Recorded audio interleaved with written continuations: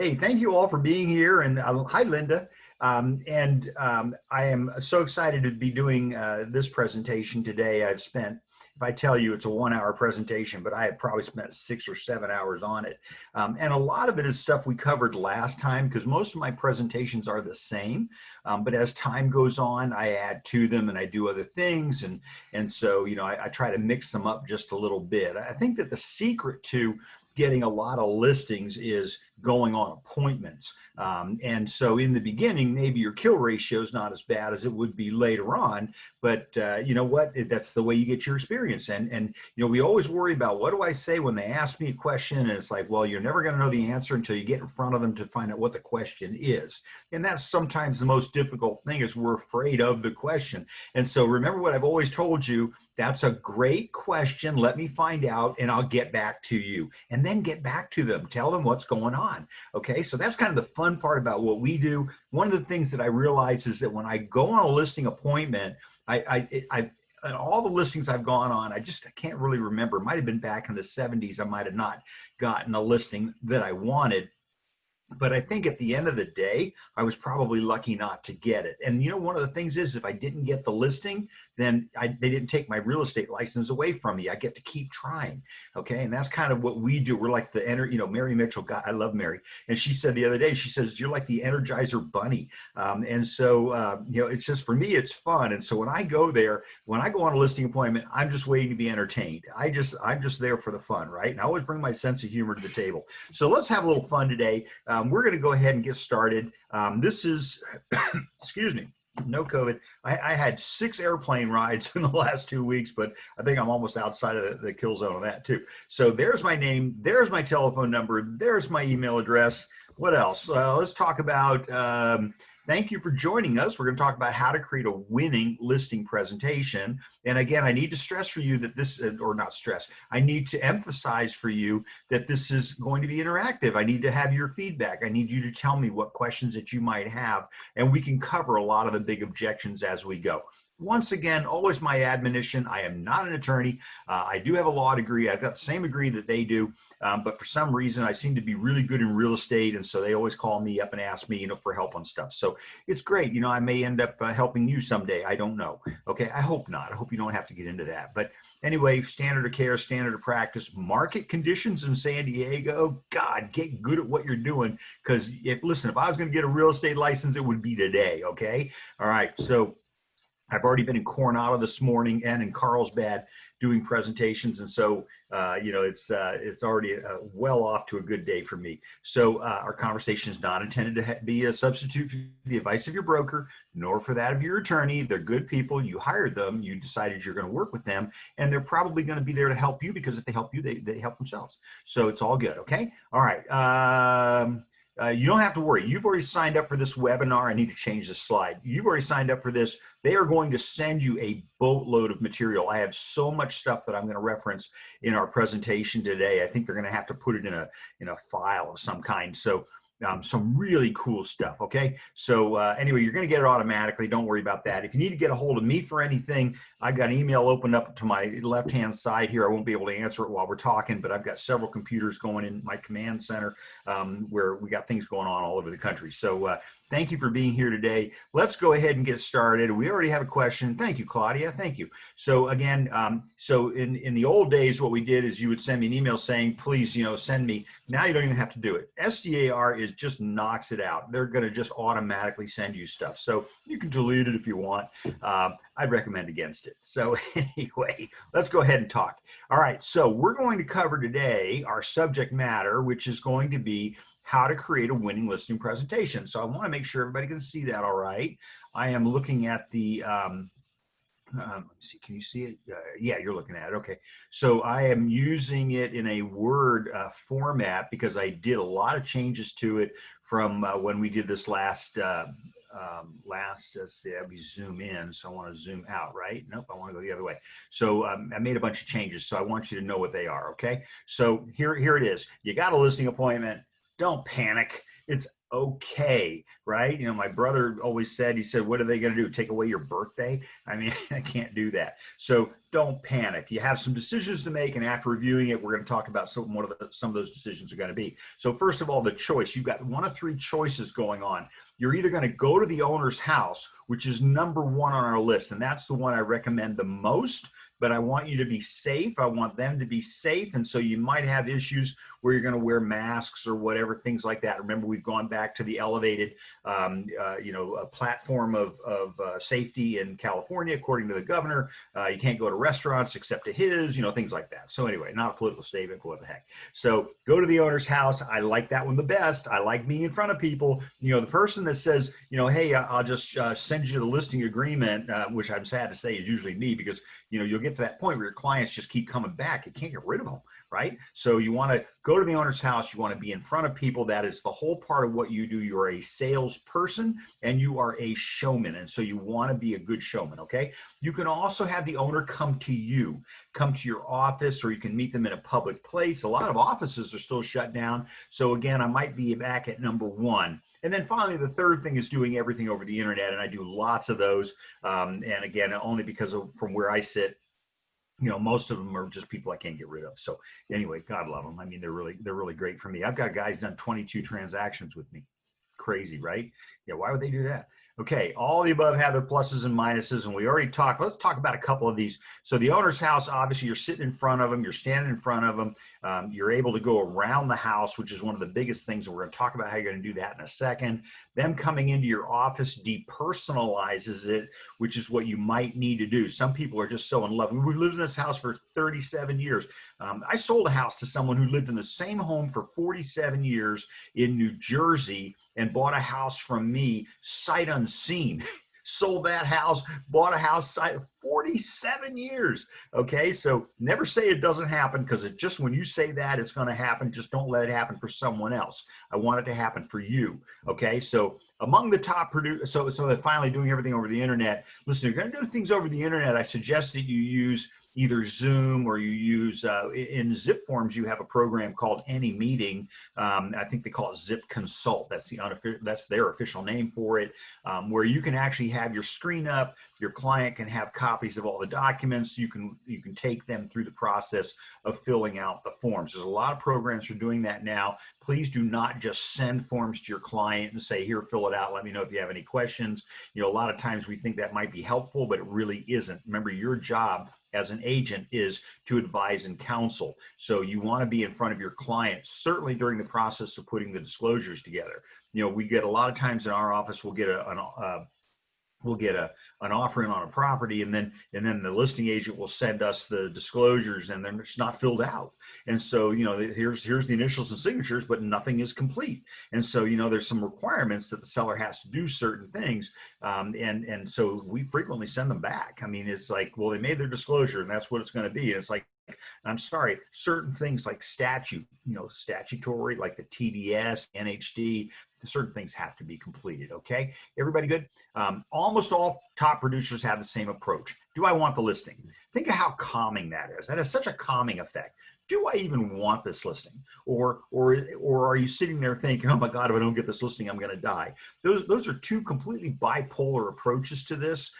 Again, you go on a listing appointment, because that's what you're going to have to do, right? Go on a listing appointment. And folks, listen, I have to tell you, I love going on listing appointments. I don't get go on enough of them anymore. I did have a great opportunity just the other day, Friday. I had to go up to Valley Center where we're listing massive subdivisions. And my gal who was taking the listing, it was just such a sweetheart, but really needed me to be there. In her words, I'm not saying that because of me, but you know what? We closed the deal. It was really great. And so it was one of those things where you never know what you're going to get until you go there. You got to go on the appointment, okay? And we're going to talk about what are you afraid of. We're going to talk about some of the things that the seller is going to be looking for from you. And in today's day, the technology is higher. They're going to expect you to be doing that. They're going to expect, they're not looking for newspaper ads anymore. They're looking for more technical stuff. We're going to talk about that too. So once again, if I don't get the listing, they don't take away my birthday. It's okay. I'll go back on the next appointment, or I'll tell them as I'm leaving, okay, fine. If you ever need my help, then please let me know. Happy to jump in here at any point. But if you list the property with someone else,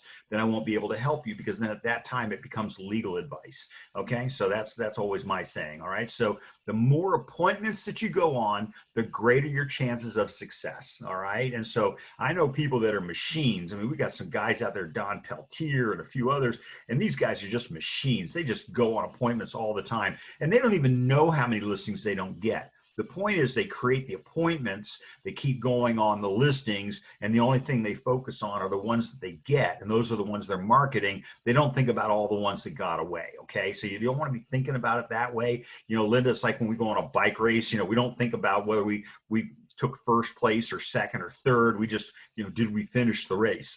Okay, all right. So, okay, so will you be sending a pre-listing packet? And I'm going to tell you, you know, there's some benefits to doing that, but I wouldn't be spilling the beans on this. I wouldn't be sending them the listing agreement, for example. I might be sending them promotional materials about myself. You know, at this point, obviously, you already think you're going to be going on the appointment.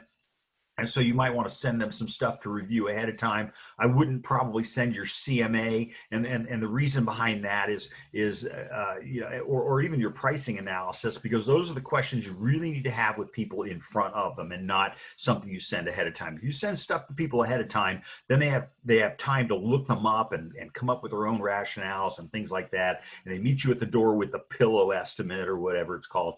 And so then, of course, now you're fighting a battle. So you don't want to end up doing that, okay? So will you be sending a pre-listing kit? We had an agent, I was management at Prudential, and we had an agent that would, you know, every time a listing expired, they would send off the, you know, the paper copy would show up on the client's doorstep. They actually had a runner that went out every day dropping pre-listing packages on people's doorsteps, and in anticipation of doing a listing appointment. And then they would follow up and they would call, did you get my packet? You know, what do you think? Let's move forward. I'll see you at 2 o'clock, or is 4 o'clock better? These are closes, right? Okay. Speaking of that, a lot of what you're going to get today from SDAR will include things from Tom Ferry, Mike Ferry, you know, a whole bunch of scripts. And these are all things that these guys used to give away. I've just been saving them over the years. So, I mean, I found them the other day. It's a boatload of stuff. You know, today now everybody's, you know, charging us for stuff. You know, I'm a Brian Buffini coach. He doesn't even know me, right? He used to know me. That was years ago. But anyway, you know, I'm supposedly one of his coaches, and I can't find any of his material anywhere, because, you know, he just never does give things away. I wish he would, because he's got such great stuff, and I think he's probably one of the best coaches out there. But you know, listen, whatever you do something. Okay, all right. So moving forward, make sure that all the decision makers are at the appointment. Huge mistake. You show up at the appointment, and those of us who've been in business for a while, you all hear me here. You get there, and the husband's at the appointment, the wife's not, right? And then you go, well, wait a minute, there's two people on title, so I want to make sure that, so I need both signatures, right? But the husband's there and the wife's not there. The husband's there to get information from you, and then of course now you can't get a listing. You could get a listing, you could bind the Mr. Seller, but you can't bind Mrs. Seller. So my advice is, ask the question up front. You know, will everybody be there at the appointment? Okay. Will all of the people that are involved in this, and you're going to see, I'm going to call it the decision maker. Okay. Of the decision makers. So not just those that appear on title, of the decision makers, you need to identify quickly that all of them are going to be at the appointment. And secondly, it may include the 5-year-old. All right. So sometimes we have this happen where, you know, the real decision makers, the 5-year-old, we know it happens when they're buying a home, right? When little Johnny runs in and goes, this is my bedroom, you know, done, right? But those are the kinds of things, because Johnny wouldn't say that unless they've been letting him, you know, take control of the situation in the past. So you don't need a degree in psychology to figure all this out. But at the end of the day, it helps, right? Okay. But at the end of the day, you know, it may very well be that the 5-year-old is instrumental in the decision to sell. And if you get into that appointment and you're putting 5-year-old, you know, out of your way, and a 5-year-old decides he doesn't like you, and then the next thing you know, they tells the parents later, I don't like him, and then you're done, right? I mean, that's kind of scary. So you need to identify, first of all, who all the decision makers are. And it's not just who's on title, but also make sure that you've got the trailing people. I went on an appointment in Lucadia about 20 years ago now, and there were 16 people. They had a bleacher set up in the living room with all these people sitting on this thing, and they were all nurses. And I'm looking at them, and you know, the other agent had just come out of the place pulling her hair out, and so, you know, and I'm walking in behind her, and you know, it was funny because there was one person in the middle of the room. It was pretty clear to identify that was the throne. And unfortunately, he was passing away, but he was the head of the trust. The whole trust wanted him there because he was the trustee for the trust. The rest of them were co-trustees without, you know, signing authority. Obviously, this was the one who was going to be doing the interview, call it whatever you want. And it went great. Of course, I got the listing. It was fantastic. We sold it. I mean, it was great. But you remember, we get there's 16 people in the room. Who do you make eye contact with? I could figure out right away who the key person was. The fortunate part about it was my business partner at the time was a registered retired nurse, and these were all nurses. So it was like, you know, go figure, how did that happen, right? So here I'm in a room full of nurses, 16 nurses, all of them trustees, co-trustees of this trust. And anyway, in the bag. So I never know what I'm going to get. So always leave yourself open to the world of possibilities. Okay. All right. Watch out for 5-year-old Johnny. The time that you spend in that first meeting is worth all the time that you will spend with them later. If you spend time with them, go over their questions. We're in such a hurry to get out of the listing appointment. It's like, please don't do that. What I want you to do is I want you to spend time with the client, be calm. So like right now, I'm talking to you. Linda will tell you, I go on a listing appointment. I'm a whole nother person, right? I'm very quiet. I'm compassionate. I listen. I emote. I feel, you know, all that kind of stuff. But again, I'm there to do a job, and that is like right now, I'm here to teach you or at least speak to you about the subject matter. But when I'm going on the listing appointment, I'm there to listen and to get feedback on what it is that they're looking for, if I don't already know from the phone call. Okay. All right. So let's go ahead. So it is okay to have a long listing appointment. And the more time you spend with them now, the less time you're going to have to deal with them later. How come the house hasn't sold yet? How come nobody from your office has shown it? How come you haven't shown it? You know, where are you advertising this? I don't see it anywhere. I mean, you all have heard these questions before, okay? So we want to avoid that. We want to explain to things up front. You know, here's what, set their expectations up front, okay? Dress for success. Now I say that because I know some real slick people out there. You know, they got the hair going on, they got the, you know, the glasses, they come up in the Porsche, you know, all that kind of stuff. I'm going to tell you something, doesn't impress anybody. Okay. So, you know, you're Mr. Wheeler Dealer, and you may be coming on a little bit too slick. Okay. All right. Dress conservatively. All material you see is going to say that. You know, I appreciate the fact that sometimes holes in the knees are in fashion. I wouldn't dress that way. Don't be too mod. I'd be more conservative. Okay. So, you know, evening wear, probably not appropriate. You know, boudoir pictures, probably not appropriate. And speaking of pictures, you want current photos and current appropriate photos of you. Okay. All right. So probably conservatives is best. You never get a second chance to make a good first impression. That is important. I want you to write it down. If you don't write it down, you're going to get a copy of this anyway. And so you'll see it right in there. I want you to make that, put that right up on the screen. You've got to be on your best show. You're getting one shot at this. There's usually we don't do 2 appointment closes, although I'll talk about that in a few minutes. But you know, we could have a 2 appointment close, but usually when I walk out of there, I want this done. All right. That way they don't, you know, meet their neighbor at the grocery store who says, "Oh, I have a real estate license. I haven't been using it, but yeah, why don't I list the house? I mean, you're my neighbor. You should list your house with me, right?" Okay. So let's not do that. Oh, sorry. I should be looking for questions. No. Okay. All right, good. So, establish expectations up front. You need to have the conversation with your client of what they can expect.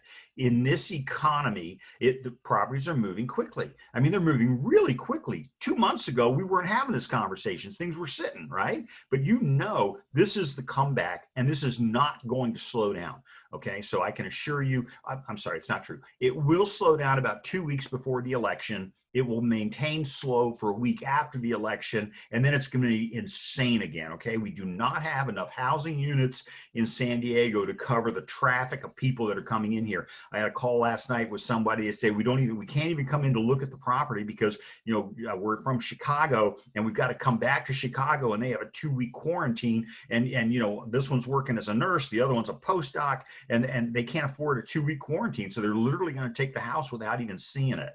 All right, those are always dangerous, but they want the keys when they show up in San Diego on the first of the month. Okay, that's how it works. You get those kinds of calls. Okay, but establish your expectations up front. When you're talking to the seller, you say to the seller, listen, in this economy, if we price the property too high, if we're on the market for more than 2 weeks, we're probably going to be waiting for a while. Okay, and we'll talk a little bit more about that in a minute, but I want to make sure that pricing strategy is the number one thing. The first thing I ever do as far as marketing a property is getting the price right. Okay, all right. Your goal is to build rapport. You've got about 15 seconds, okay? Now, if you're having a really bad day, you're just gonna need to show up and smile and pretend like you're enjoying yourself, but you got about 15 seconds. And they're gonna make the decision whether they like you or not within that very brief period of time. And all the data shows us this. So that's why we say dress nicely, dress for success. You know, don't be too cool. Avoid being too slick. Don't wear sunglasses when you're meeting the owner for the first time, okay? All right, and that's probably not a good idea. But you know, you're trying to be relaxed, and you're doing things that are making you not be relaxed, and so it may not get better for you. Okay, all right. Learn good closing techniques without being too pushy. Okay, so I'm a horrible closer. I tell my clients that all the time. My buyers especially say, I'm just a lousy closer. You're going to have to tell me when you find the house you want to buy.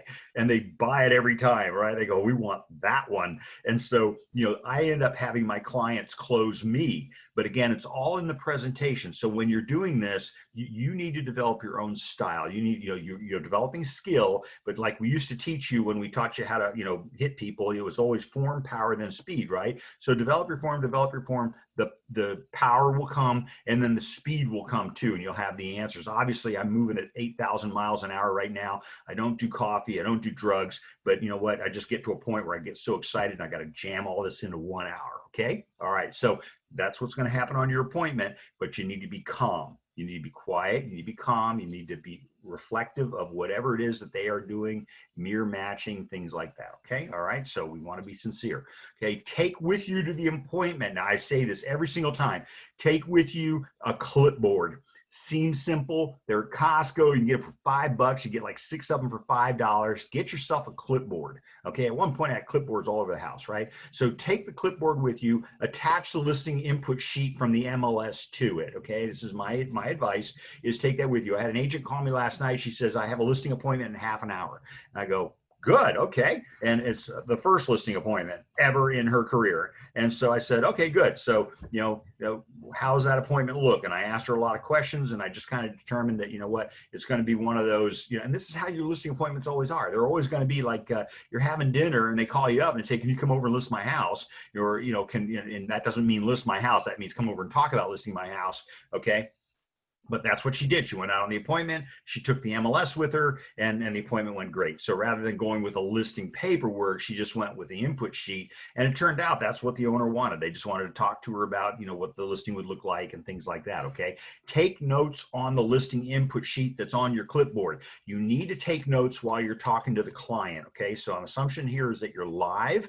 When you write things down, I would frequently say to the client, listen, sorry, hang on. What did you say again? I want to make sure I got that right. And I would write things down. And those of you who know me know I have a photographic memory, right? I write things down. I would throw the notes out. The notes were there for their purposes. It was just so to make them feel good about the fact that I was actually listening to what they had to say, but I was not going to forget it. Okay. So at the end of the day, that's how I did things, and it always worked out really well for me. Okay. So I wrote notes, sincere, writing things down. At least now they feel like you actually care, and you need to be taking notes anyway, right? You need to be taking notes on, does it have air conditioning? Is it a heat pump? Is it electric gas? Is it electric range? Is it a gas dryer? Things like that. Those are going to be questions you're going to get home and you're going to go, oh God, I didn't ask them all those questions. Why don't you just take the cheat sheet with you? Okay. And by the way, I've included the cheat sheet in the listing input sheet in the material that they're going to send you today. Oh, Lorraine, okay, good. I answered your question already. Actually, if you go into SDMLS, if you go into Paragon, up on the upper right-hand corner, you'll see MLS documents. You click on that, and then it pops down a button, and you'll see the listing input sheets down at the bottom of the page. Click on the very first one, the one that says residential.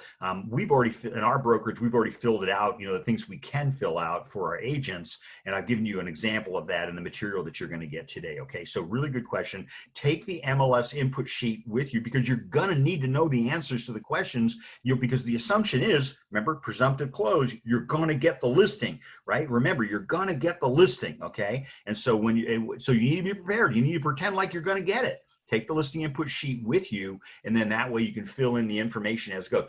Familiarize yourself with it ahead of time. Take a look for a couple of minutes at it and see, what it says. Thank you, Lorraine. Heck yeah. So take it with you. You're going to get the listing. Listen, surprise yourself, all right? Even if you think, oh, I'll never get the listing. I'm going up against Mr. Heavy Hitter, right? Who's got like 65. I had a guy like that, had 65 listings, man. I'd beat him all the time, right? I'd go on the appointment and I'd say, well, you want to be with a guy who's got 65 listings, or do you want somebody that's going to be, paying 100% attention to all of your, questions and answers and things like that? The guy you'll never hear from again. I didn't say that he didn't do that, but that was kind of my thing. Okay. So take a listing input sheet with you, presume that you're going to be doing the listing, and that's how it's going to work. Okay. All right, explain to the seller that the MLS achieves the greatest exposure for the property. Listen, you have an obligation by law to get the seller as much as you can possibly get for that property. And so this is the problem I have with pocket listings, is that who are you really there to serve? Yourself, to get both commissions, or are you there really to help the seller? And so, we got a lot on the stick on this, folks, and we got clear cooperation right now. I've included the clear cooperation rules, the coming soon facts, things like that. So stuff you need to know when you're taking your listing. I've really put it all together for you in one place. And again, thank you to SDAR for sending those to you. But your job is to get them as much as you possibly can. And so it's always going to be suspect. And I can tell you in our meetings with, I've got a meeting again with the deputy commissioner in half an hour. What time is it? No, 12 o'clock. So yeah, so an hour and a half with the deputy commissioner, who I just love, right? Anytime she says anything, I write it down. Okay, so anything she says is going to have to be important. Okay, all right. So we're not there to kibitz. We're there to learn things. So I'm going to write it down. Okay, and so this is what a lot of the stuff I tell you about are conversations that we've had right there in our risk management meeting at SDAR. Okay, so again, a benefit of membership and all that. So FBI, DRE, they all say, hey, you know what? When the listing goes into the MLS with a 0-day market time and it's sold and you're both sides of the deal, then the suspicion is that maybe you didn't market it to the world and maybe, you might have been guilty of what the federal offense called fair housing violation, right? So we want to be careful about that. I do whole classes on that. So watch out for that. Tape measure. You always want to take a tape measure with you. Why? Because your MLS requires that you give room dimensions, not room volume. So you need length by width. So whenever I go to the property, I always take the tape measure with me. I don't know, you all may have machines now. Maybe your phone does it. I don't know. I just know that tape measure I would always use. I will always hold 0. I will always have the client hold, and I'll tell them you're holding the business end. And they say, what does that mean, the business end? I said, well, if we're going to get sued, we're going to get sued on that end. So in every listing I've ever gone on, I've always held 0. And so the sellers are really careful about how they give me that number on the other side, because that's what's going to go into the MLS. Okay. So, and hey, I got my MLS sheet with me on my clipboard. So they say it's, 6 feet 4 inches, 6 feet, right? Okay. All right. Round up, round down, whichever works for you. Okay. So make sure that you're taking that tape measure with you, because the MLS does require it. It's a required field, and you get a spanking if we don't get that information in right away. Okay. Camera, that's the other issue. Take a camera with you. You need to take at least a picture of the front of the property. Now, a lot of us, we're going to go out and we're going to get, these Matterport things, or all these crazy kind of, pictures of the property. And listen, I want to tell you, I want to encourage you to do that. A picture's worth 1,000 words. You'll get more money for a professionally done shoot than you will, if you take it with your phone. Okay. So the phone, it has to be a last resort. I don't care. They say these things are 8 megapixels. Some of these pictures come out grainy. They look terrible. Okay. Or you've adjusted a setting that's making it not look good, but people can tell when they're looking at a picture taken by a camera phone. Okay. All right. I have a property today where we can't be there, and and literally the tenant is going to walk around the property doing a video of the property with the new tenant coming in, the prospective tenant. So they're actually talking to each other, which I just think is wonderful, right? So there's all kinds of ways to do that, but you need to have a picture of the front of the property in order to put it in the MLS. If you don't get one in there within 72 hours, then you get a ticket, okay? So why not save yourself the trouble? Just go ahead and take at least one picture, and then, because you didn't know, I mean, I would have known I was going to get the listing, but if you don't know for sure that you're going to get the listing, then take at least one picture so you have something to put in the MLS, okay? And then you can always order all the other happy stuff later, because why put yourself through that stress? Well, I don't know if I can get all the pictures done within 72 hours. Well, you can take at least a primary photo within 72 hours. You can replace everything later, but within 72 hours, again, you got to get that primary photo put in the MLS, okay? So you're going to order a package from somebody. I'm sure you are. We like Ryan Fraze. He does a really good job. Himalayan Productions. But again, we have a whole vendor list, that we have people to go to. We just like Ryan a lot. So listing presentation packet, if you have one, of all the top producers that I know, none of them have one. But you'll hear people talk about it all the time. Listen, if you're going to go to the trouble to do that, then do it and make it nice. I would probably put it on a tablet or something that, you can't carry your desktop computer around with you perhaps, but you can bring a little tablet or something where they can, leaf through it and stuff like that. Gone are the days where you bring the book with the 3-ring binder and you're flipping pages and all that kind of stuff. They're looking for whether or not you are technologically savvy, because maybe they aren't. But on the other hand, they want to know that you are, because they know that that's just where it is. You get out there to Ma and Pa Kettle and they say, oh, are you going to put it on the internet? That kind of question, it's okay. Even they get it, all right? That's how important that it is. So remember that the pictures that you take, especially when you first put the listing in the MLS, those pictures automatically go up onto the internet and go to all the third-party aggregators and syndicators that we do business with. So it's immediately when you do that. So you want to make sure that those pictures are nice, okay? And so once again, you don't want it to look like you took the picture in a blizzard where there's nothing on the screen. You want something in there. So listing presentation packet, I don't recommend paper because it distracts them. And again, I'm not going to have this in the very beginning anyway. I'm going to be doing this at the very end. I just never have anybody ask me for one, and I'm going to show you what I do instead of the presentation packet. I do the listing packet. Okay. All right. So bring in marketing material examples if you have them. So I was running full page ads in the Union Trib. I would bring in copies of here's this ad, here's that ad. I mean, they were great ads, big, long, full pages. It was only $30,000 per ad run one time. It was expensive, but you know how many homes I sold off of that? I sold a boatload of homes. I paid for that so many times over, I can't even tell you, but it was like, that was then. Today, I probably wouldn't do that. Today, I don't believe in advertising. Today, I believe in marketing. Okay. And so, I teach sales and marketing for the real estate professional at UCSD. All right. And so that's where we actually do marketing, which shouldn't be costing you that kind of money. Okay. We all know there's always somebody trying to sell you something in this business. I'm not trying to sell you anything. I'm just telling you, why don't you do marketing instead of advertising? Okay. So it's easier for you. So be prepared. Whoops, I'm sorry. Oh, do I have a question? Be prepared when you go on your appointment. You need to have something that says that here's the number I'm going to give you that your house will sell for. You need to have something pretty to back that up. Okay. I think RPR is probably the best product. We haven't taught it in a while. I'm an instructor for RPR. But I think RPR is probably one of the better ones. You've got Flash CMA, you got all kinds of stuff.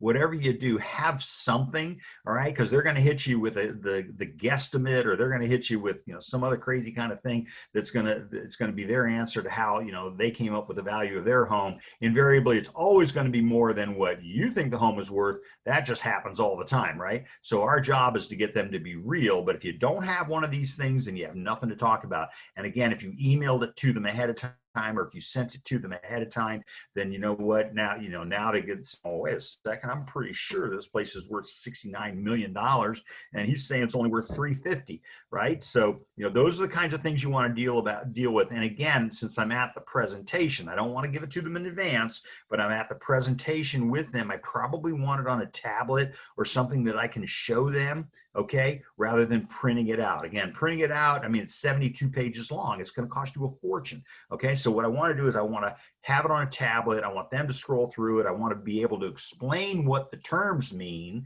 That's going to be important. You know, what is the AVM versus the RVM, things like that. So that's, you know, that is the way to handle that. Okay. All right. So they're always looking for a way. They're always looking for a reason. You know this. You know, my house has red tile. You know, oh yeah. You know, they had a death on the property in their house. It's always bashing the other house, and always how come their house is better. But you're going to be looking at comps, okay? And so you want to be able to have those conversations. I've taken so many listings where the seller, I said to the seller, okay, fine, we'll try it your way, but remember, you never get a second chance to make a good first impression. And realtors always remember the first price that you put in the MLS. And so you want to make sure that that price is going to be, you know, the price that sells the property. And if we're still here 2 weeks from now and it hasn't sold, I had this conversation with you. So don't call me every day and say, how come you haven't sold my house yet? Because I told you you were overpriced. Okay. All right. Be familiar with the terms. I've already told you about that. Your marketing plan. Remember that you do marketing rather than advertising. Two completely different things. I saw another question. Can we get SDR to bring your marketing classes to us here? Where's here? Is it in Arizona, James? Sure. I'm more than happy to go. Actually, you know, I just did a class yesterday for a pretty good sized brokerage. Any brokerage, you know, we'll do it for you. You just get a hold of education at SDAR, Zoom. Oh, absolutely. Okay. Yeah. You know what? Thank you, James. That's a great question. Because what we're seeing now more and more, we're seeing brokers saying, hey, can we just have Kevin come do the class on a Zoom platform? All right. And so just send an email to education@sdar.com, because that's what they're doing. They're taking numbers. They're writing down. They're following up. There was a good sized brokerage yesterday. I got the nicest email from the broker afterwards saying, you are out of control. At first I thought I was in trouble, right? But he says, no, you're great. That was great information. Great stuff for us to use. All of our agents loved it. So please, yes, James, if you would, you know, spread the word, let everybody know. Don't let me be a secret agent. Okay. Thank you, James. I appreciate your thoughtfulness there. So remember that you want to create the top 10 things I'm going to do for you. So I told this one of my other sessions.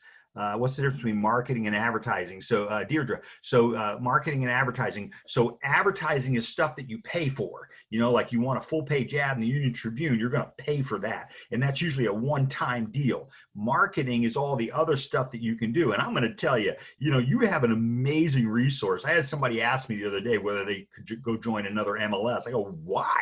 I mean, if you think about it, go on to SDAR's website. They have all this stuff they do for you for free. A lot of it is premium packaging for you. So some of the things that we do, like you got fast stats, you got things that you can do in less than 2 minutes to figure out what the market value is in Carlsbad, for example. Okay. And it's all free. And my biggest complaint about real estate is that we give you all this stuff for free, but we don't tell you about it. So if you ever need that information, please let me know. I want to direct you to the source. Okay. But I go to SDR's website every day. It's on my computer right now. There's stuff on there, you know, Flash CMA, all these things that are free to you. And so, you know, why don't spend money on stuff? It's not worth it. Okay. You know, for the longest time, you wanted to be the premier agent at Pillow, you know, and it's like, you know, that didn't work. You know, I was running, frankly, I hate it. Union Tribune, love the Union Tribune. I got really good friends there. Okay. But I was paying $750 a week to have my little ad rotate on their screen. And it was, I can't even remember what they called it at the time, but I was one of four. So every time you refresh the page, you know, I went away and I would come back on the fourth roll. Okay. So it's like every fourth roll, there I was, $750 a week. That lasted a little while, and then I got rid of it. I'm not getting anything from this. Some of these things are just, you know, all gimmicky things trying to sell you stuff. Not that Union Trib would do that, but you know what? We never know. It's just something, they come up with something new. We try it out. It doesn't work. Get out. Okay. Go on to something else. Market, don't advertise. Okay. All right. The top 10 things for you. So I mentioned this before, you know, I was at a brokerage and we would always bring in this piece of paper. Actually, I did. I don't think anybody else ever did, but we bring in this piece of paper that said the top 21 things that we do for you. And it was the hokiest stuff. It was like, we'll show you homes, or we'll provide a CMA, stuff that you already don't realize you do. And they just put it down on a piece of paper. And what we would do is we would print it on what looked like parchment paper. So it looked like something from the Dead Sea Scrolls, right? And so people would get this, they go, oh, wow, that's really cool. Okay. Now I use that to close every deal. All right. I bring it in here and I'm looking, you got to be kidding me. You're buying this? So, and I said that with love, right? But at the end of the day, it was a great marketing. It was a great marketing thing. So you don't need to have 21 things, although certainly it filled the page. It was written in Gaelic or something like that. But God, I loved it. I wish I had a copy of it still, but you could create it very easily. Let them know what you're going to do. And if you don't know what you do, go to the listing agreement and look at the scope of broker's duties, the paragraph on the scope of broker's duties, okay? And take a look. It'll tell you all the things that you do, okay? Remember, we define our duty, we limit our liability, okay? So those are important things for me. I want to make sure that you're okay, all right? Hopefully I answered your question. I probably killed it, right? Okay, good.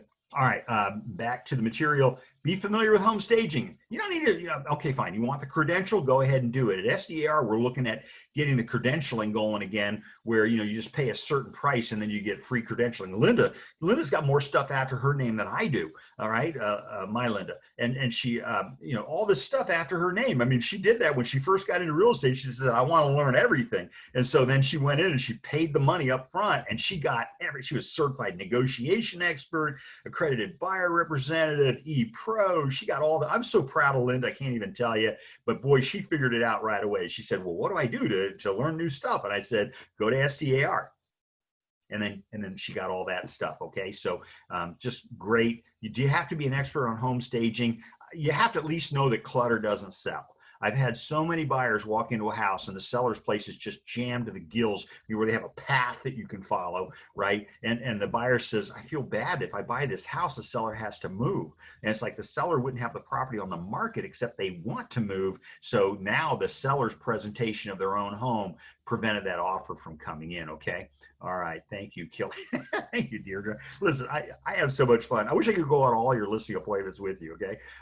But anyway, curriculum vitae, resume, if you got one. I think we all do have something. Mine's like 6 pages long, and it was like, big deal, right? You won't have time. Okay, if you spend all of your time walking around the house with the client, and that's what we're going to get to here in a second, that is the best time you ever spend. You're socializing with them. You're coming up with key questions. You're doing things like that. By the time you get all the way back around, we always end up signing a listing agreement at the kitchen table, right? So I never want to go straight to the kitchen table. I always want to go around the house with the client. I want to see everything. I want to make that take as long as I possibly can. I want to spend an hour doing that, going around, because then by the time we get to that kitchen table, they're done, right?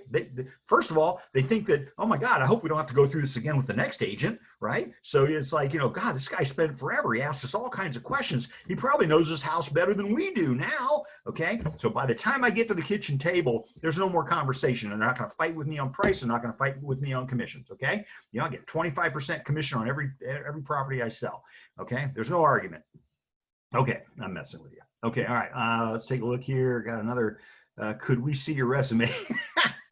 Send me an email. I'll send you my CV. It's pretty scary, but I'll have to, I have different ones for different states, things I've done in different states. But let me tell you something. Remember what I've always said. Awards and trophies and all those things are for things you've done in the past. I want to know, what are you doing today? Okay. So anybody that's got all these credentials, don't worry about it. Thank you, Laura. Don't worry about it. Just remember, what am I doing today? That's what's really important. Remember that you need to be interested, not interesting. So, listen, if I'm not interested in you, if I think I'm, God's gift to mankind or whatever, you're not going to want to do business with me, right? Okay. But if I can at least, talk about you and about how you're doing and how you're feeling and all that kind of stuff, then maybe you'd be more likely to want to do business with me. And again, you need to take that with you to the appointment, because remember, you're trying to make a good impression. Okay. So copies of everything. You need to bring copies of everything. You'll need to leave with the owner. So remember, if you don't walk out the door with a signature on the listing, you do not leave them the listing agreement. Okay. But if you're going to leave them anything, we're going to talk about a couple of those things right now, what you're going to leave with them. But those are going to be, Brian Buffini calls them items of value. okay, rather than items of valor. But I might leave my resume, I might leave my CV, something like that.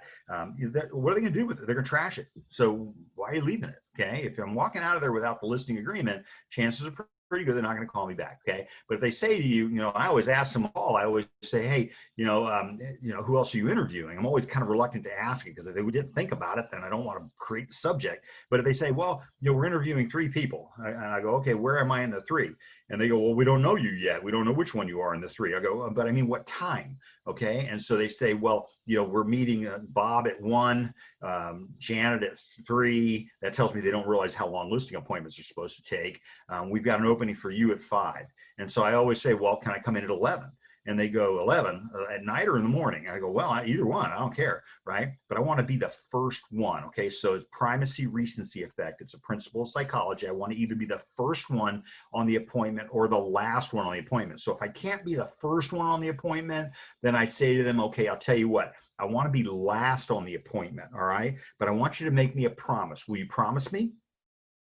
And then they always say, okay, sure. And I say, you don't sign anything until I get a chance to show you my presentation. And now they've already promised and say, oh, okay, all right. So I've just killed 1 and 2, and now I'm coming in as number 3, and I'm going to close the deal, right? Because I'm going to get in there and I'm going to show them all my stuff. But if I can't be the first one in the door, then I want to be the last one in the door. I don't want to be the middle one. I always want to be the first one or the last one. And if they won't give you either one of those slots, then I say, you know what, why don't you just call me back if it doesn't work out? Okay. You got to be, that's called the takeaway close. You need to be able to take it away. You need to be able to say, okay, you know what, maybe you've already made your decision. Maybe you're already on to something else. I'm going to go to the beach today, whatever. You don't say that, but that's what I'm trying to get at. Okay. But leave copies of things other than contractual items. Don't leave contractual items with them unless you've got that listing agreement signed. And you might say that, I can't leave you the TDS to fill out because I'm supposed to be here with you to help you fill it out, right? Nobody else does this, folks. Most people just go in there. The only thing they bring in is a listing agreement. And they walk out as fast as they can. So unfortunately, that's what the image we've given people of what we do for a living. And I want it to be clear that you are there to do more than just get a listing. You are there to help them relocate, help them sell their home, whatever. Certain buzzwords I don't use on the appointment, like sell, things like that. But let's get it on the market. Let's get you gone. And we'll talk about motivation levels here in a second. So my favorite part of the whole thing, and I've already kind of spilled the beans on you. Can you take me on a brief tour of your home? Okay, brief tour of the property. I'm sorry, I used home. I never used home with a seller. I always use house, okay, because I want to depersonalize it, okay? With a buyer, I always use home. Do you mind me asking you some questions as we go along, all right? So this is the part where I ask for permission, okay, versus you're going to see in a couple of minutes that I'm going to be making statements that look like questions but really aren't. They're really going to be statements, okay? I break out the clipboard with the listing input sheet on it. I can't do anything with the listing unless I know what I'm selling, right? So, Mr. and Mrs. Seller, can you take me around the property and show me what it's all about, okay? And then little things that, I'm going to write everything down on the clipboard as I go, okay? That's a presumptive close. You got to take it with you, because what happens if you get there and you don't have it, and they go, well, we want to list with you, and you're like, oh no, I left all my stuff at the office. No, this is important. You need to bring this with you, okay? Bring a writing instrument, that kind of thing, okay? Presumptive close. You need the information later because you're going to need the seller to sign the last page that says that all the information you just wrote down is correct. Okay. I mean, nobody does this, and yet it's a requirement. When you take the listing, we have the listing input sheet on the very last page, place for the seller to sign. And that way it says, you know what, you're responsible for everything you just told me. I'm not responsible for making stuff up. Okay. All right. Have the seller show you around the house. Yep, room to room. Okay. What do these hash marks mean on the kitchen door jamb? I love that question, right? Because we all know what that is. Bobby's growing up, and they're late. They're putting his up against the door jamb, and they're here's how tall he is, and it's got little dates next to it. You need to personalize that part of it so that you ingratiate them to you. But if you've already gotten past that and you've got this deal, then start working on depersonalization again. Okay. All right. Have them show you around the house. What do the hash marks mean? That's important. Seller's only concerned about 2 things. 1, how much you're going to get me. 2, how much you're going to charge me to get there. That's all they care about, okay? Don't get into that dialogue in the beginning of the conversation. Don't get into it on the phone. You get into this dialogue on the phone, you're not going to have an appointment. Okay. So how much you going to get me? They just want to know, I want to get as much as I can possibly get for my house. I've never had a seller say, I want to give it away to a good family, right? They always say, no, I want to get as much as I can, or I have to get this much because we're moving to Idaho and I need to buy half a state, right? I'm selling my house in San Diego and I can, for what I sell my house for in San Diego, I can buy half the state of Idaho. Okay. All right. So let's talk about how much you're going to get me. So let's talk about the first part first. Commissions come later. Okay. You need to earn your commission. You're earning it right now. All right. You're earning your commission. Don't be presuming that you're entitled to get paid. You need to convince them that you're worth what you're going to be asking for, whatever that number is. Okay. All right. So talk about pricing. How much are you going to get me? Use graphics if you have them. Pictures are pretty, things like that, preferably on the tablet, something like that. Okay. All right. People are visual. They just are. Use your RPR. RPR has all kinds of pretty graphs. They're all in color and everything. Again, on your tablet, right? You can scroll page to page.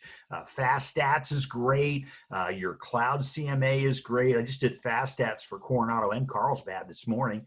Okay, so that's easy. It took me all of about 3 seconds. Okay, remember that people buy on emotion. They sell on fact. So when we're selling the house, now we're in that position where, we're really sorry, we got to go, but we got to go. Okay, all right. You need to find out. Well, let's talk about that in a minute. If the property doesn't sell within the first 2 weeks, and I always tell them this, okay, it's probably going to be in for the long haul. And I need to prepare you for that expectation. So if we don't get this sold within 2 weeks, we got to price it to sell it. Okay, then it may not work. This is the difference between selling it and marketing it. Anybody can take a listing. If it is overpriced, then you're not going to be able to sell it. People just aren't going to pay that much for it. I've taken many a listing where I'm just above what the market would bear on that, and I've been okay, and I can usually hit that number. But if the seller, it's a $500,000 house and the seller wants $1 million, then I'm going to say, hey, not a problem. I don't have any problem with that at all. We're going to do a 10-year listing. They go, what do you mean 10-year listing? We were thinking 3 months. I know, but you're at $1 million and it's only worth 500 grand. It's going to take 10 years for the market to catch up to it. Okay. All right. And then the seller looks at me and goes, oh, okay, I guess we're a little crazy. Or maybe they think I'm a little crazy, but I get the listing. Okay. And I tell them, I say, hey, listen, we need to be reasonable on this. How much is the buyer? Here's what other buyers are paying for the property. We'll talk about that in a minute. Okay. All right, so, but clearly, if you're overpriced, you're waiting for the long haul. The higher you price the property, the more likely it's going to sit on the market before receiving an offer. You don't want the listing. In this economy, you don't want the listing a year from now, okay? All right, Michael Taylor, and I love Michael, he's such a great guy. And he says, Kevin, I don't care what I price it for. He says, I just want to be the listing agent when the offer comes in. I thought that was an amazing statement. But, when you're in a price range of 6 million, 20 million, then maybe it was really hard for them to determine the value. But he says, I just want to be the agent when the offer comes in. What a great strategy. Okay, maybe not work here. Okay, all right. So, Rick, what is your opinion of value range pricing? Used to be, we did a lot of value range pricing, and we brought in Prudential. We brought that in back in '93 when the market was really quiet. We're like the only place I know of that does still do value range pricing. It's an opportunity. That's a whole class that I could teach you. What the strategies are for doing that. But if you are that far apart from what your seller wants and what you think the property is going to sell for, then you might want to use value range properties marketing. So remember that you can't pick a number. You got to use a wheel. It's all defined. You got to make sure that you're using the values that are going to be acceptable to your MLS. I mean, you can't put $1 to $2 million because that's not going to work. So generally speaking, our rules say about 10%. Difference between the two. So it'll be a larger number when I get up to 6 million, but when I'm down on the lower end, it's only going to be a smaller number. So the range can't be more than that, but there's certain things like it has to have 876 at the end of it. That's the VRM on your keypad on your phone, things like that. So great question. All right. Pricing the property too high means certain death. Pricing the property low, which is where I like to take them, I'm going to go multiple offer. And if I can get multiple offers on a property, I'm going to get you more money for your house than you thought you were going to get. That if you priced it higher because you wanted to wait for it to come in, right? If I price it too high, I have to wait for the market to come to me. If I price it low, I create my own market, right? Mr. and Mrs. Seller, why don't we create our own market, okay? And then I just talked to Miguel, awesome agent, and he was just talking about how he had multiple offer, went into overbid, went up way high, and then he's got enough experience to know that sometimes that high offer, they just wanted to win the listing, and then 2 days later they're canceling because that feeding frenzy is over with. So I want to protect myself from that. I want people to really want that property. Okay.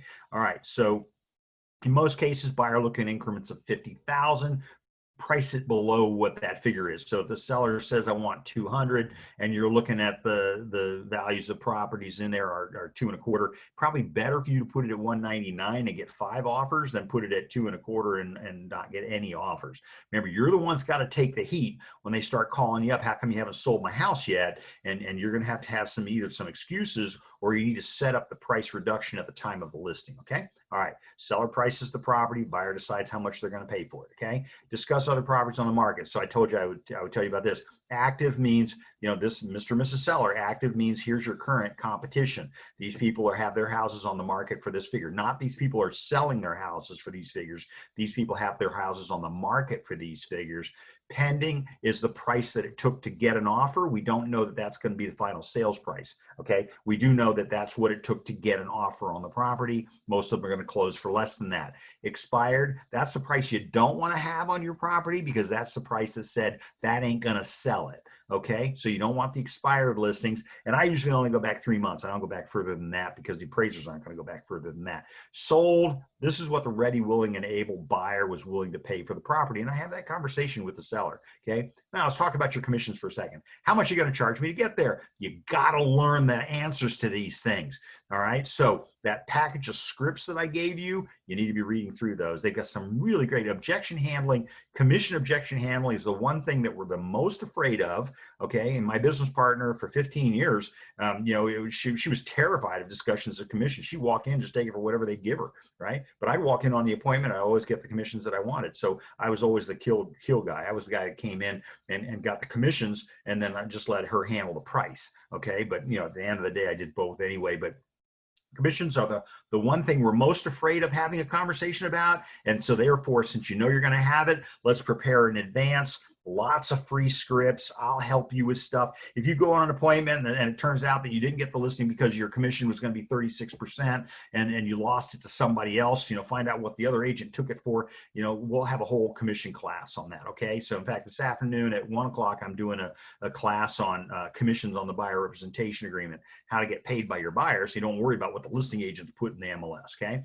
All right. You got to learn how to address the question. You got to learn how to handle commission objections, the common objections, because you're going to get them. So-and-so will charge me less. In my response, and they probably should. They can't compete with me on price. So they can't compete with me on service. So they have to compete with me on price. They're not going to give you what I give you and get you a higher price. They have to undercut the commission so they can at least get the listing. I hear that the market is at X. Yeah, I get that a lot. I hear that the market is, that the commissions are at 2.5%. And I say, oh, no, they're not. I sign enough commission disbursement when we're on the buyer's end of things and see that the other agents got the listing at 6 or 7 or 8%. And so here I am, or whatever, 9 or 10, whatever, and I'm just getting a measly 2.5. They put it in the MLS at 2.5. So I always say that. I say, we always assume that whatever somebody showed you, obviously somebody broke the rule, the contract they have with the MLS, and showed you what the commissions were on a particular listing, but that doesn't mean that we split our listings equally. That's just the number that they're paying the other side. So at the end of the day, listen, I work hard for my money. I'm going to get you more money for your house than the next guy will. Okay. So-and-so has a lot of listings. Yeah, I know, but you want to be burdened, heavily burdened by, heavily burdened listing agent that you're never going to hear from again. And I already talked about this. So, or you want to focus, somebody's going to focus on you. So remember, we're dealing with a seller, it's a house. Dealing with a buyer, it's a home. Remember to distinguish yourself from the rest of the pack. What are the most important things that you're gonna look for? I always start my listing presentation with the RA form, CAR form RA, Realtor Acknowledgement. Again, it'll be in your packet. And I always like to have that thing. Let's take a look at the standard form. Standard form. We all do this, right? Well, they're going like, well, wait a minute, those other two guys didn't have it. Okay, well, this is a standard form we use in our industry to explain the differences, right? So, and then you pull out the RA form. You'll find page 1 and then page 2. Okay, I'd pull it up on the screen, but we're running out of time already. So you can see that it is a crime for a real estate licensee to call themselves a realtor if they aren't one. And then I say less than 1/3 of the licensees in California are realtors. And they're sitting there thinking, well, I thought everybody was a realtor. No, they're not. I pay dues and I subscribe to a higher code of ethics, right? So a written code of ethics. Maybe they're more ethical than I am, but that's not what I said. I didn't say they weren't ethical. I just say I subscribe to a higher written code of ethics, okay? I'm willing to be bound by that. And apparently they're not. All right, now they're running around and going, well, you know, there's other two people that were in the place. Maybe they weren't realtors. I'm going to let them worry about that. I'm not going to worry about it, okay? Be prepared to explain the form.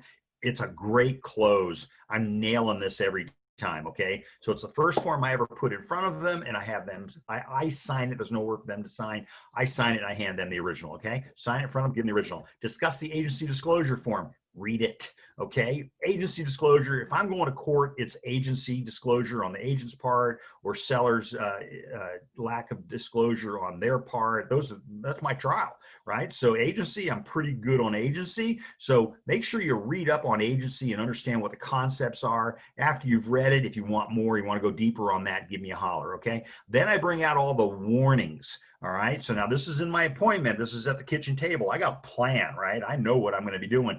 I got my RA, then I got my agency disclosure, and then I'm bringing out my cyber crimes, my wire fraud, my water conservation, my local area. These are all disclosures and advisories. So I bring these out so they understand that this is more of a complicated process. Remember, again, when I go on a listing appointment, I want to make sure that I've got at least 2 hours, and it's going to be up to them whether it's going to be 4. All right. Then after I've got all my, then I bring in my disclosures and I get all my disclosures out of the way. And you want to explain to the seller that you need to have these disclosures when an offer comes in. Some of them are going to attach to rescission rights and you don't want the buyer being able to wiggle out of the deal. So my TDS, my NHD, those things, I'm going to do those right away. I'm going to get the seller signed. See, I haven't even brought up the listing yet, okay? Very last form is going to be my residential listing agreement. It is just going to be the last form, okay? Ask them their motivation. Why are you moving? Then constantly remind them, well, you wanted to be with the grandkids, remember? But if we're on the market here for a year, it's a year longer than you're going to get to the grandkids, okay? What are the advantages of getting there sooner? I'll give you the 30-day price, the 60-day price, the 90-day price. They love that. So obviously the 30-day price is lower, the 90-day price is higher. They're going to be sitting there waiting for the offer to come in. How accessible is the house going to be? Do we have a tenant? Is it owner occupied? Sometimes your owners can be worse than the tenant, okay? Is it going to be vacant? That's the easiest house to sell, is the vacant property, but you don't want it to be vacant of furniture. You want things that absorb sound, things like that, okay? Do you have any favorite pictures that you like to have so that we can put on our internet marketing, our internet marketing? Follow me? Okay, we're in this together, okay? What are your favorite features of the house? And you want to make a list because those are that they're writing your ad for you. Okay. All right. What are your hot buttons? What improvements, upgrades have you done since you purchased it? These are your hot buttons. You got to have these. And if they say, wow, there's too many to mention, good. Write them all down, email them to me today, and I'll make sure I put those in our remarks section that the whole world can see that. You know, what about what is important to you? Okay. Where are you moving to? I can get you information about the area where you're going. You always want to go to the next level. Okay. You want people hooking in with you. And so I can refer a real estate professional, give you free stuff. They love it. We've got several right now, several referrals going on right now where we just ask the question at the appointment. You know, the last check I cut to an agent for referral fee was $5,500. So I don't know, maybe that's not enough money for you, but I thought that was easy. Okay, brag about your brand, unpeel the onion. Remember to ask lots of questions and absolutely write everything down on your clipboard. That shows respect for the client as well as helps you with your risk management, your memory. You do not get any of the listings you don't go on. Spend your morning creating appointments for you to go on in the afternoon. And please always remember to bring your sense of humor, okay? So good timing here. I got another question. Oh, hi, Nancy. How do we get the packet you referred to and the script? I've got the whole thing coming, SDAR now. I just send them the packet before the class, and then they just send you the whole thing. So they're automatically going to send it to you. It's a lot of good stuff in there, and I've already filled out most of it for you. So, you know, you really don't have much else to do. It makes it difficult to copy because now you got to white out my company name and all that. But I got you everything. Okay. So Nancy, thank you. But yeah, I absolutely want you to have that. I share all this stuff. You know, listen, I never worry about who's competing with me on a listing appointment. That's what's the funniest thing. People say, well, why do you tell us all these secrets that you have? And I say, well, because you're not going to go on the appointment anyway. I mean, you know, if I was worried about that, that just means I'm going to have to get better in my game. I mean, some of you remember Greg Newman. I love Greg Newman, right? He's this great agent out of San Diego downtown. And he said the same thing. He says, I tell you 25 tips from a top producer. And he says, you know, I'm just going to have to get good next year, come up with more tips. So that's the deal. Then I have a whole bunch of admin, a whole bunch of rules for you to follow under here so you can see all that. We're going to be covering, gosh, it's what, 11 o'clock. So at 1 o'clock today, we'll be doing the buyer representation agreement, paragraph number 3, which is all about commissions. And I'm going to show you how I don't care what the listing agent is going to pay me in a real estate deal. I just want to make sure that I get paid, and I make sure that I get paid what I think I'm worth. Okay, so we will have a long discussion about that. In the middle, before I get to that, I've got a risk management meeting. I've got Veronica Kilpatrick, deputy commissioner, is going to be there. Certainly 26 of the brightest real estate attorneys in San Diego, real estate law, and then a lot of really big brokers. So I'll have more information for you at the 1 o'clock. I'm going to have to actually leave that meeting early just to get back to that. So I want to make sure you're all good. Any other questions before I sign off? You've all been wonderful today. I very much appreciate your time. Nancy, I didn't see that you had come in. Hey, David, I didn't see you were there either. I don't get a chance to see who's here, but definitely appreciate all of you for being here. Remember what I always say, if you look good, you make me look good. So I want you to look good, okay? All right, Nancy, thank you. Thank you, Claudia. Hopefully I'll see you all at 1 o'clock. In the meantime, take care. I wish you the very best. And thank you, Deirdre. Thank you. Very pithy. I don't know what that means, but okay. All right. Thank you all for being here, and we will see you later. Take care for now.